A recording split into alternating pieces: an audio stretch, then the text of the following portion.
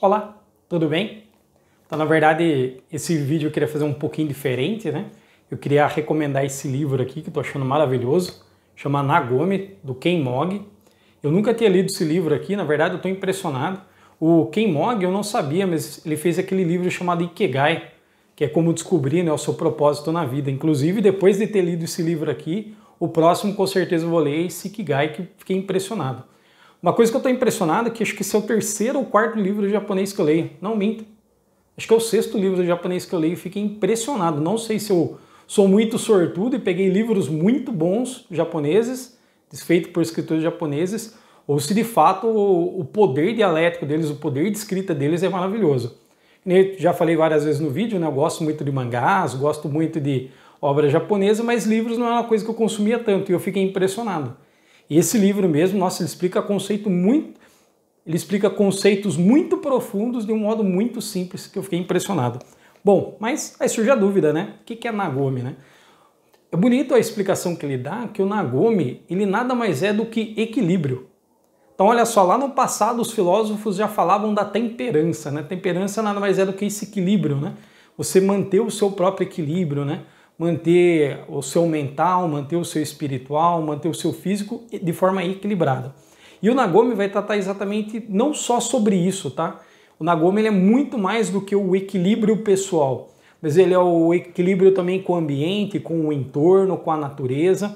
No entanto, que até a palavra Nagomi, ela tem, para você ter uma ideia, um caractere chinês que chama Wa, e esse caractere significa harmonia. Então ali também dá aquela entender aquela calma, o conforto, tanto de coração quanto de mente. Então olha só, o que eu achei interessante ali na explicação do Nagomi, ele fala que o Nagomi tem duas partes, né? A primeira parte do Nagomi, ela é um ato espontâneo, ou seja, é algo orgânico, é algo que surge de modo natural. E o segundo ato é juntar. E para explicar o Nagomi, ele faz o quê? Ele usa um exemplo culinário. O primeiro exemplo que ele dá é o culinário. Só que ele explica de um jeito tão gostoso de ler, tão maravilhoso de você absorver, que você fica encantado. Eu fiquei até com vontade de ler o livro sobre gastronomia para ver se é desse jeito que ele descreve, né? Porque o que ele está explicando ali, que no Japão, eles têm muito o Nagomi também na sua culinária. Um exemplo que ele dá lá, que eu achei maravilhoso, é o do arroz. Que ele fala que assim, o arroz ele não tem um sabor que ele se sobressai aos outros.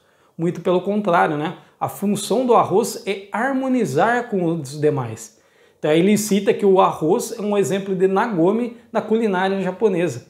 Por quê? Porque ele não briga com os outros elementos, né? Muito pelo contrário, ele se harmoniza com os outros elementos, né? E para pegar aquela explicação, né, que Nagomi também significa juntar elementos, né?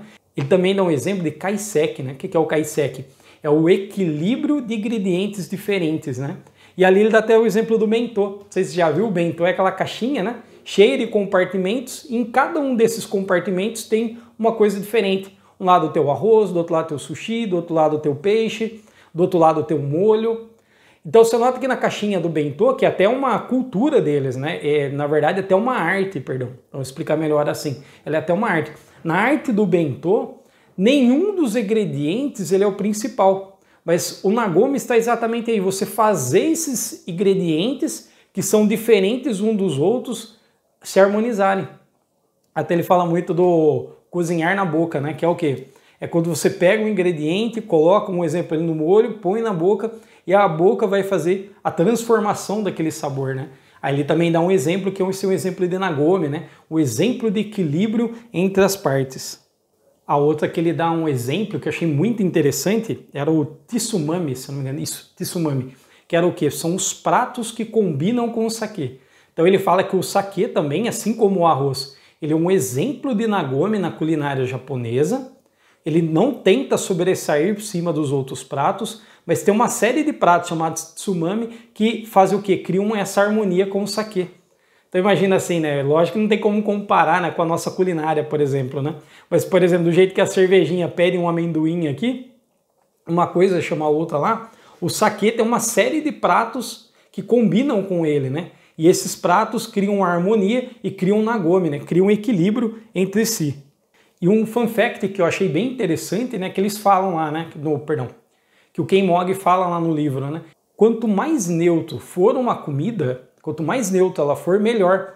porque assim, é importante que o elemento não tenha protagonismo, ou seja, não sobressaia sobre os outros. Vamos fazer uma comparação, né? Que nem eu falei do arroz, né? O arroz ele não rouba a cena ali. Na verdade, ele está ali para juntar o todo, né? O arroz ele compõe o todo e cria essa harmonia. É diferente, por exemplo, da culinária mexicana, por exemplo, que ela é muito apimentada, né? Então nós notamos ali que a pimenta, ela rouba o protagonismo, por assim dizer, né? Ela toma esse lugar, ela toma essa posição, né? Então nota que essa não é a função, por exemplo, do arroz, não é a função do saquê, que são os dois exemplos que ele dá lá no livro, né? E eu achei legal também que ele fala da culinária Waishu, né? O que é a culinária Waishu? Que é a combinação de elementos, né? Então o Wa vem de Japão, Yo vem de Ocidente e Shu vem da China. Então ele cita uma série de pratos, por exemplo, que ele não fica restrito só às influências japonesas, né? Ele pega a culinária japonesa, perdão, ele pega a culinária chinesa, ele pega a culinária ocidental e ele faz um prato único juntando todas essas referências, né? Então eu achei bonito porque assim, o Ken Mog, ele pega a culinária como um exemplo da cultura do Nagomi no Japão, como um exemplo desse equilíbrio, né? Mas note que essa é só a primeira parte do livro, ele não fica restrito a isso. Então eu vou fazer outros vídeos depois mostrando quais os outros meios que ele usa para demonstrar esse equilíbrio na cultura japonesa. E o mais importante, né? O como esse equilíbrio ele pode ser importante na nossa vida diária. Então eu vou pedir uma gentileza para você, por favor, se inscreva no canal, deixa seu comentário aqui e clica no gostei. Por favor, se inscreva no meu canal. Até mais!